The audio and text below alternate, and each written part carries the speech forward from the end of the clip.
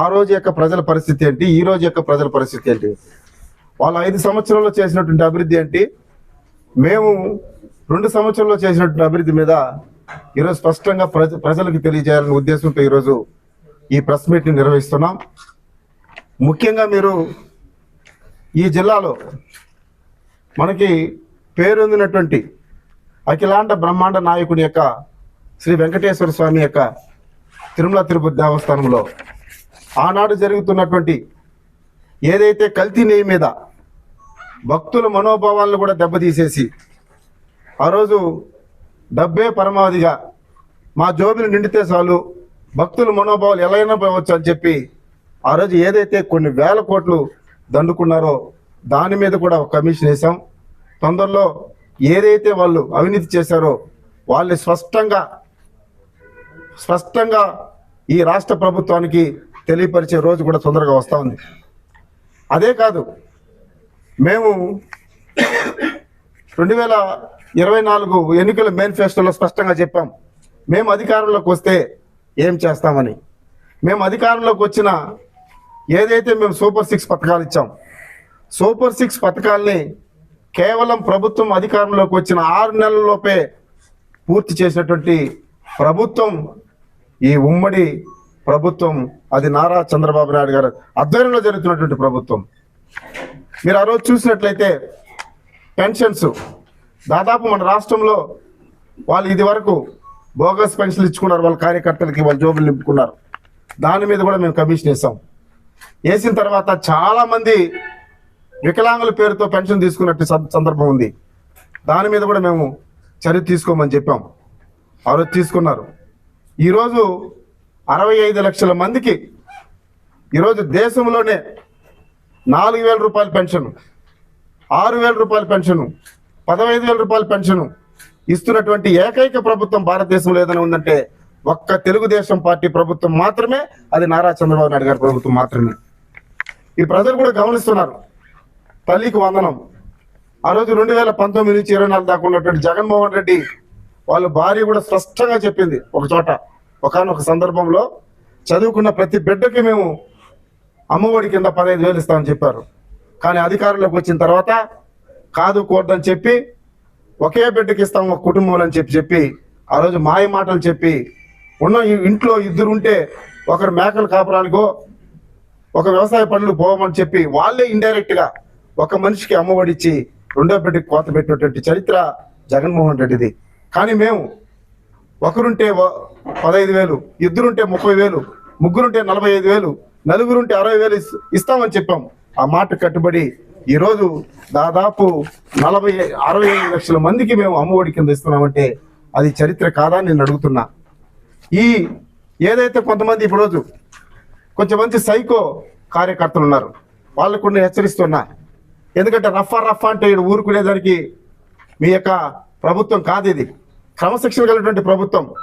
రఫా అంటే వాళ్ళు తోలు తీసి వాళ్ళు సక్రమ పద్ధతిలో పెట్టే ప్రభుత్వం ఈరోజు చంద్రబాబు నాయుడు గారి ప్రభుత్వం.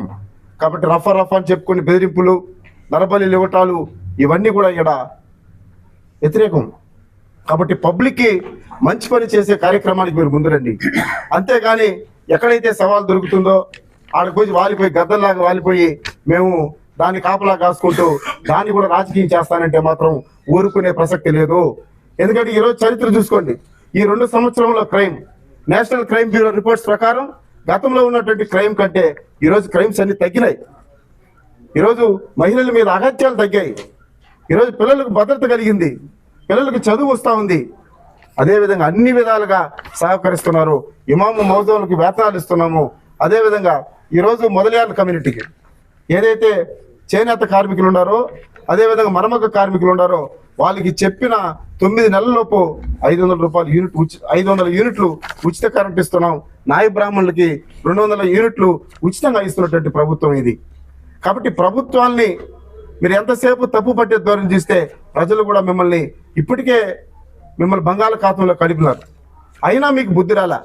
ఒక్కొక్కరికి 45,000, 50,000 ఓట్ల మెజార్టీతో మహాప్రభు మీరు వద్దంటే ఇంకా కూడా సిగ్గు లేకుండా మీరు వచ్చి రాజకీయం చేస్తున్నారంటే ఇది నిజంగా మీ మీ మీ యొక్క విచక్షణానికి వదిలేస్తున్నాం. ఎందుకంటే మంచి చేయాలంటే మీరు మంచి చేసే ప్రభుత్వాన్ని ప్రోత్సహించండి. ఎలాగో మీరు చేయలేదు.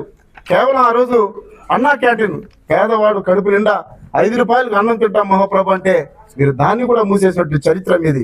ఈరోజు అదే రాష్ట్రంలో అధికారంలోకి వచ్చిన తర్వాత 204 అన్నా క్యాంటీన్లు పెట్టి ఈరోజు పేదవాడు ప్రతి ఓడు 5 రూపాయలకి కడుపు నిండా అన్నం తింటున్నాడంటే అది మంచి ప్రభుత్వం కాదా? చెప్పాలి, మీరు మంచి ప్రభుత్వం కాదా? మరి ఇలాంటిదన్నీ వదిలేసి ఎవడో ఎక్కడ క్రైమ్ జరుగుతుందా, ఎక్కడ క్రిమినల్స్ కొట్టుకొని చనిపోతారో ఆడ వచ్చి మా కార్యకర్తలు చంపేశారని ఆడ వచ్చి గద్దల్లా వాలిపోయి నాయకులు ప్రెస్ మీట్లు పెట్టి చెప్పినంత మాత్రం పబ్లిక్ ఈరోజు మిమ్మల్ని సహించదు. ఎందుకంటే ఆల్రెడీ మిమ్మల్ని విసిరేశారు ఎక్కడికో. ఇంకా కూడా బుద్ధి తెచ్చుకోకపోతే ఇకనైనా మీరు బుద్ధి తెచ్చుకోండి. ఏదైతే ప్రజల పక్షాన పోరాడండి. మాకేదైనా సజెషన్స్ ఉంటే ఇవ్వండి, ఖచ్చితంగా స్వీకరిస్తాం.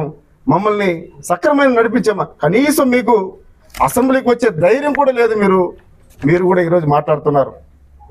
ఈరోజు ఎంత పెడితే మీరు వచ్చి అన్నదాత సుఖీభవ, అన్నదాత సుఖీభవ మేము 20,000 ఇస్తున్నాం.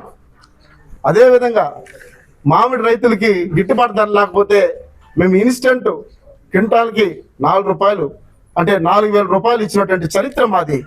అదే మీరు దాన్ని మామిడికాయని తోసి ట్రాక్టర్లో తొక్కించే చరిత్ర మీది కదా నేను అడుగుతున్నా. ఉల్లి రైతులు ఆ రోజు నష్టపోయాం మహాప్రభు ఈ వర్షాల వల్ల. కాబట్టి ఆ ఉల్లి రైతులు కూడా మమ్మల్ని ఆదుకోండి అంటే వాళ్ళు కూడా మేము పారితోషికం ఇచ్చి వాళ్ళు కూడా ఆదుకున్నటువంటి చరిత్ర మాది. ఒక పక్క రైతుల్ని, ఒక పక్క మహిళల్ని, ఒక పక్క నిరుద్యోగుల్ని, ఒక పక్క ఉద్యోగస్తుల్ని మేము వాళ్ళకి ఏం కావాలో అది ఇచ్చేటువంటి ప్రభుత్వమే ఈరోజు తెలుగుదేశం ప్రభుత్వము. కాబట్టి మీరు ఏది చెప్తే అది ప్రజలు వినడానికి కూడా సిద్ధంగా లేదు. అదేవిధంగా నిరుద్యోగులకు చెప్పాం ఎలక్షన్స్ ముందు, మేము వస్తే ఈ టీచర్స్ ఉద్యోగాల్ని సంవత్సరం లోపు మేము భర్తీ చేస్తామని చెప్పి మొట్టమొదటి సంతకం కూడా నిరుద్యోగులకి ఈ టీచర్స్ మీద నోటిఫికేషన్స్ సంతకం పెట్టి వాళ్ళకి 15,600 ఉద్యోగాలు ఇచ్చినటువంటి చరిత్ర కూడా తెలుగుదేశం పార్టీ ప్రభుత్వంది. కాబట్టి పంచాయతీరాజ్ని పటిష్టం చేశాం. అదేవిధంగా ఎక్కడ చూసినా ఈరోజు అమరావతిని చెప్పాలా మీరందరికీ, అమరావతిని ముంచేసి పోలవరాన్ని తొక్కేసి ఏదైతే వాటర్ను కూడా ఇవ్వలేని పరిస్థితి. అమరావతిలో అయితే చిన్నపాటి వర్షం పడితే మునిగిపోయిందని అదొక శ్మశానం అని చెప్పినటువంటి వాళ్ళు ఈరోజు ఆ బ్రహ్మాండంగా బిల్డింగ్స్ చూస్తూ ఉంటే ఎంత అద్భుతంగా ఈరోజు ఇన్ఫ్రాస్ట్రక్చర్స్ వచ్చాడా డెవలప్ జరుగుతూ ఉందంటే అదంతా చూడాలి. కన్ను లేని కబోదుల్లాగా ఉండడం కాదు. మేము చెప్పేది వినండి, విని ఒక్కసారి మీరు కూడా పునరాలోచించుకోండి. ఈ ప్రభుత్వానికి ఆ ప్రభుత్వానికి తేడా ఏంటో చూసుకొని కూడా నడవమని చెప్పి ఈరోజు గూగుల్ డేటా సెంటర్ వైజాగ్లో తీసుకొచ్చి దాదాపు ప్రత్యక్షంగా 1,45,000 ఉద్యోగాలు కల్పించేటువంటి చరిత్రను ఈరోజు నారా లోకేష్ గారు తీసుకుంటున్నారు. కాబట్టి ఏదైతే పాదయాత్రలో చెప్పినటువంటి సమస్యలన్నీ కూడా పరిష్కరించే దిశగా ఈ 5 సంవత్సరాల్లో పూర్తి చేసి ఇది మంచి ప్రభుత్వం అని చెప్పి రాబోయే ఎన్నికల్లో కూడా మేము వెళ్తున్నాం. వెళ్ళిన తర్వాత ఇంకా కూడా మాకు పూర్తి మెజార్టీ సానుభూతిని తెలియజేస్తారని కూడా ఈ సందర్భంగా తెలియజేసుకుంటూ, వైసీపీ ఏదైతే కార్యకర్తలు ఉన్నారో వారు అమాయకపు కార్యకర్తలు, వాళ్ళని వీళ్ళు ప్రలోభాలు పెట్టి వాళ్ళని పబ్లిక్లో వాళ్ళు తోసి వెనక వీళ్ళుండి నడుపుతున్నారు. కాబట్టి వాళ్ళు కూడా నేను ఒక సూచన చేస్తున్నా, దయచేసి ఈ యొక్క వైసీపీ నాయకుల యొక్క మాటలు వినొద్దు, మీ భవిష్యత్తును కూడా పోగొట్టుకోవద్దు అని కూడా ఈ జిల్లా పార్టీ తెలుగుదేశం కార్యవర్గం నుంచి వాళ్ళకి సూచనలు చేస్తున్నా. జై హింద్, జై తెలుగుదేశం.